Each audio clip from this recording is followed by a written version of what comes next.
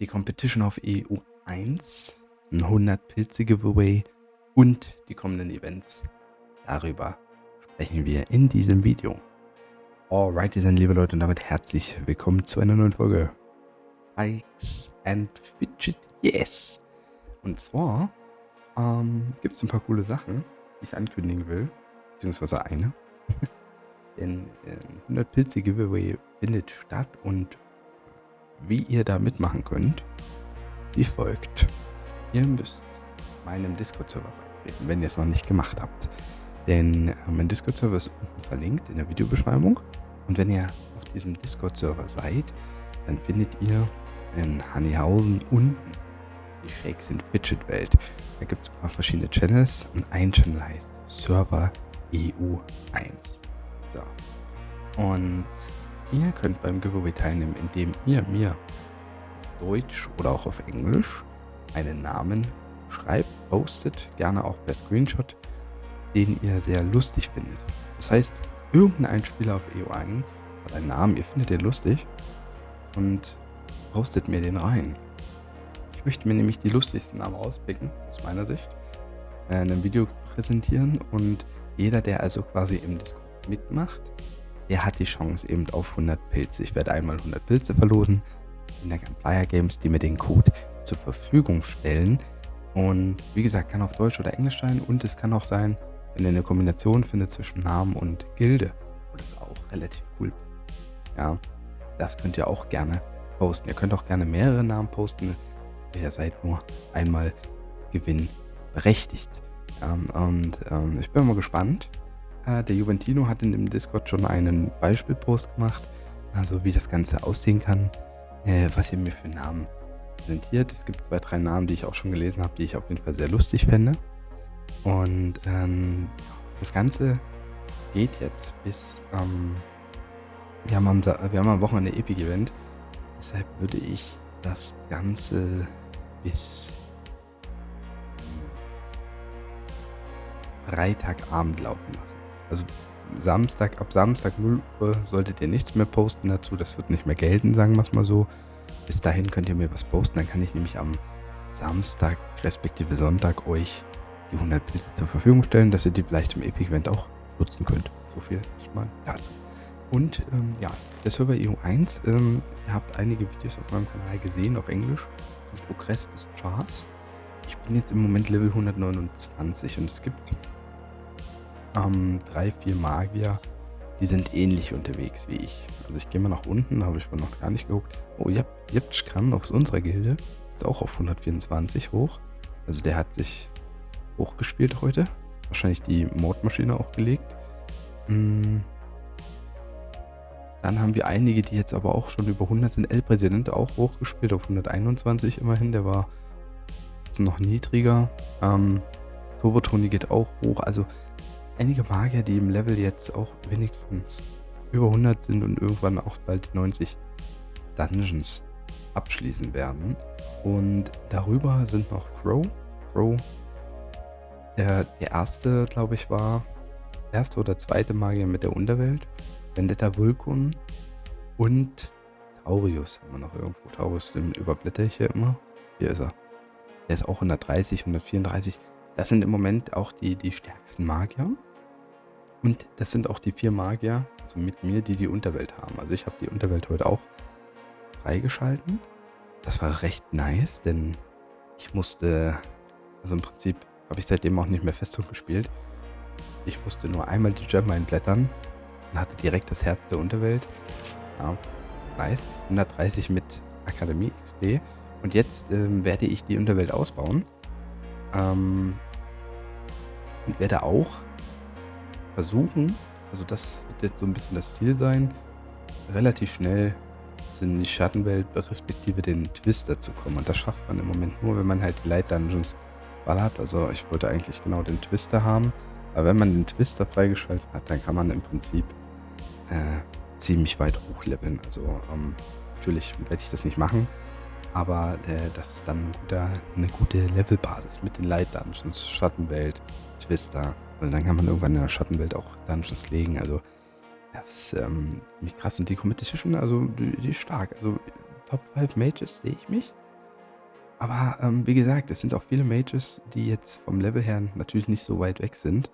Und spätestens zum Wochenende, wenn Epic Event ist, kann sein, dass da einige noch aufholen, wenn sie Bock haben. Also das ist, das ist noch nicht gesagt, dass die 4, die jetzt im Level weiter vorne sind oder die 5 meinetwegen, dass die dann auch weiterhin die Top-Leute sind. Wir werden vor dem Epic Event höchstwahrscheinlich auf Englisch dann nochmal eine kleine Comparison haben, ja, einen kleinen Vergleich mit den stärksten Magiern und dann wird man sehen, wie sich das dann entwickelt. Aber es macht auf jeden Fall Spaß. Der Server ist ja sowieso recht stark und besetzt, also gerade in der Spitze. Es gibt, glaube ich, jetzt schon über 30 Leute, die über Level 200 sind, locker. Ja, auf jeden Fall. Und auch die in der Spitze weiter oben leveln. Also auch querbeet die Charaktere. Ne? Also wir haben hier Druiden, wir sehen hier Kundschafter mit dabei. Seven zum Beispiel. Also Seven, der geht auch richtig steil. Dämonenjäger, Barden, Berserker natürlich sowieso. So hier richtig weit voran. Aber es gibt auch, das ist auch so nice, Battle Mages. Also Battle Mages sind vom Level her im Schnitt die stärksten etwas stärker oder höher als die Magier. Aber die Magier sind nicht weit weg und bei den Assassinen ist es auch so. Also Davalon hier als Assassine 155, einige dann, also die Assassinen sind noch vom Durchschnittslevel ein bisschen höher. Dann kommen die Battle Mages und dann die Magier. Und das Einzige, was in der Spitze jetzt oder in der Breite dann fehlt, sind die Krieger, glaube ich, oder? Obwohl, ja, bei den Kriegern gibt es auch einen mit 136, einen mit 127. Also Magier und Krieger sind im Klassenunterschied identisch. Darüber sind die Battle Mages stand jetzt, darüber die Assassinen. Aber es ist alles sehr knapp. Ja, es sind natürlich die Klassen, wo man auch nicht so mit reinballern kann. Also man könnte, aber man muss dann viel mehr ausgeben, damit man das Gleiche hat. Ja, es ist also ganz normal, dass sich da Diskrepanzen bilden. Das Ganze wird sich über die Langfristigkeit des Servers, also je länger der geht, desto mehr wird sich das angleichen und das ist richtig interessant. Also vor allen Dingen darüber hinaus haben wir ja auch mehrere Gilden, die, also es gibt keine klare Top 1 Gilde, würde ich sagen. Also der Server ist mega interessant aus dieser Hinsicht. Also da macht schon Spaß, dass man diesen Server ausgewählt hat zu spielen. Ja, und wie gesagt, das Epic Event kommt. Das ist halt sehr extrem interessant, auch für die Klassen jetzt. Also es könnte sein, dass bei den Assassinen gehe ich stark davon aus. Bei den Kriegern, Battle Mages, Magier, kann es vielleicht den einen oder anderen geben, der richtig krass pusht, der dann auch plötzlich über Level 200 ist. Ich denke nicht, dass ich das mache. Ziel wird aber sein, halt vor dem Epic-Event oder zum Epic-Event dann relativ schnell die 150 noch zu erreichen, damit man dann halt den Twist hat, um weitere XP zu generieren, die man dann braucht, um stärkere Items zu kriegen. Also da muss man jetzt nicht 20.000 Pilze ausgeben, aber vielleicht auch schon bei 3.000, 4.000 kann man weit kommen. Ne? Und die Basis legen wir jetzt. Der Gladiator-Trainer ist extremst wichtig. Also ich bin jetzt im Moment in der Lichtwelt beim Night Troll. Ne? So, das ist jetzt hier, ne? Und danach kommen ja auch noch ein paar Dungeons. Und wenn ich jetzt, das werden wir mal machen, bei SF Game Twist meine Chancen, diesen Gegner zu schlagen, ja? Ihr werdet das jetzt nicht direkt sehen. Ich werde es hier nebenbei eingeben. Ich werde meine Daten aktualisieren. Das mache ich jetzt per Hand. Ich gebe einfach meine alten Daten ein. Also ich habe einen, da bin ich 122 im Level. Und jetzt gebe ich einfach die neuen Werte ein. Geschickt kann ich mal außen vor lassen. Das braucht man jetzt nicht. Aber nee, doch, ich nehme es mal rein. Sind eh nicht großartig anders, die Werte. Constitution. Dann Glück 1332. Meine Armor 1232. Jetzt die Waffe. Die ist natürlich ganz wichtig. Ihr könnt selbst die alte mal drin. Ja, ich lasse mal gerade die alte drin. Ich will es mal wissen. So, jetzt gehe ich in den Dungeon, der mein nächster Gegner ist. Ja. Also mit der alten Waffe bin ich bei 0,02% Chance. Wenn ich jetzt aber mal den Gladiator auf 5 nehme, ja, einfach nur mal auf 5, erhöht sich die Chance um ein 16-17-faches. Das ist extrem. Und auch der Panther hat schon eine Winrate mit meiner alten Waffe. Also der Dungeon, der danach kommt. Ja. Das heißt, den könnte man auch schon schlagen. Jetzt nehme ich mal die aktuelle Waffe, was nicht die allerstärkste ist. Also ich könnte noch eine stärkere Waffe jetzt erblättern. 877. Ja, zack, zack.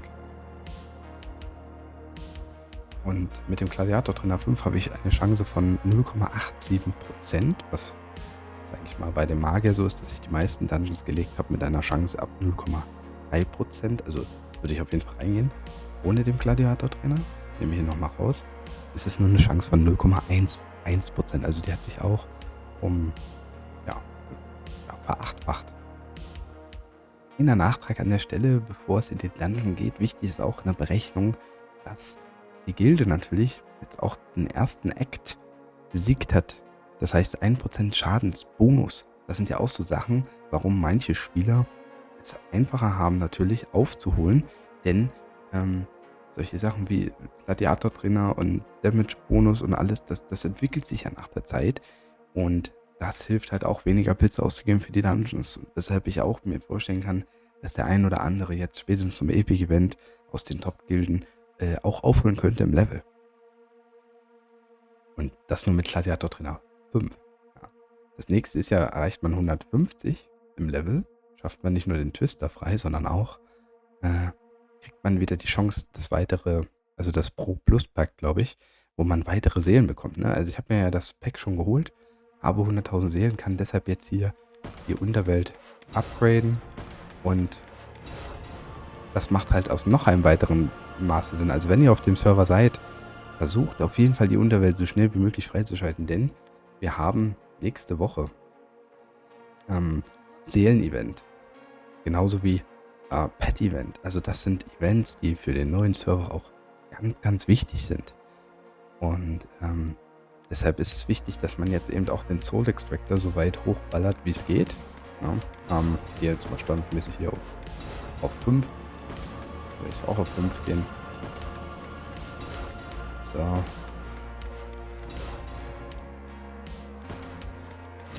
Und den Gladiator-Trainer würde ich auch auf 5 machen, denke ich. Da hole ich mir den Jawohlski. Zack. Und das Lustige ist, dass ich halt beim Panther mit dem Gladiator Trainer 5 also ohne Gladiator Trainer aktuell eine Chance von 0,04%, was so krass ist. Mit dem Gladiator Trainer 0,42%. Also das ist auch nochmal ein 10-faches Chance. Und da habe ich ja noch meine jetzige Waffe drin, die nicht mehr ganz aktuell sein wird. Beziehungsweise bin ich im Level dann auch höher. Also ist halt extrem wichtig. Also es sind gut investierte Pilze. Ich werde jetzt im Detail hier auch noch weiter upgraden, aber da muss ich mich doch mal selber gerade schlau machen. Also Adventure-Matic ist halt extrem wichtig, Goldbit auch. Weil das Goldbit, sage ich mal, im Early Game jetzt weniger anscheinend ist, dennoch kostet kaum Seelen. Nehme ich das gerne mit. Ja, wir müssen ja auch gleich noch Helden in die Unterwelt locken und sowas. Das mache ich alles gleich nebenbei. Jetzt geht es darum, dass ich einfach noch Bock habe, Dungeon zu legen. Ja, das würde ich jetzt mal machen. Jetzt mal schnell dem Nighttroll sagen, komm, lieber Nighttroll. Verziehen Sie sich doch mal in die Katakomben. Sie haben das schon. Ja. Guck mal, auch der Panther, wenn ich den auch schlage, der ist auch wieder ein Epic. Also klar, wir haben Epic-Event am Wochenende, aber es wäre natürlich geil, wenn ich den Panther dann auch schlagen würde und gleich noch eine Epic-Waffe kriege. Also das wäre super. Richtig fett. Ja, würde ich feiern, ja. Mal gucken. Die Fights sehen dann wieder gleich aus. Ab der 4. Angriffsrunde zu kritten wäre ganz nice. Ne, den will ich nicht besiegen. Der ist es nicht. Ja. 0,87% heißt nicht, dass ich nur 100 Pilze brauche. Es kann auch sein, dass ich 300 Pilze brauche, um den zu schlagen, aber manchmal hat man ja Glück. Aber man muss halt kritten, also ohne Krits geht es halt nicht.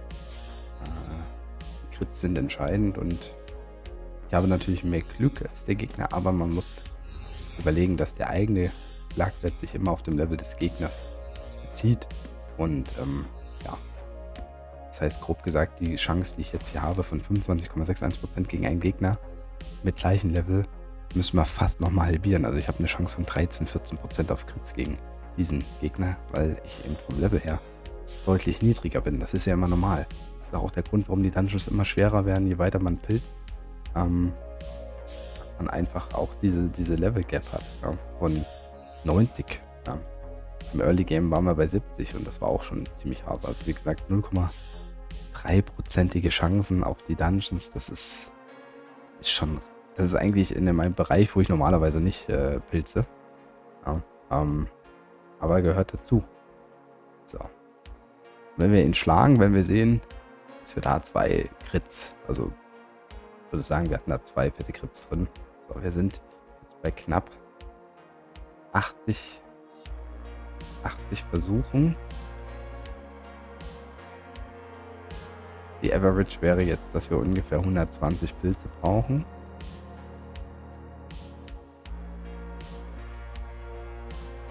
Sieht man halt, das ist der Unterschied zum Berserker. Ne?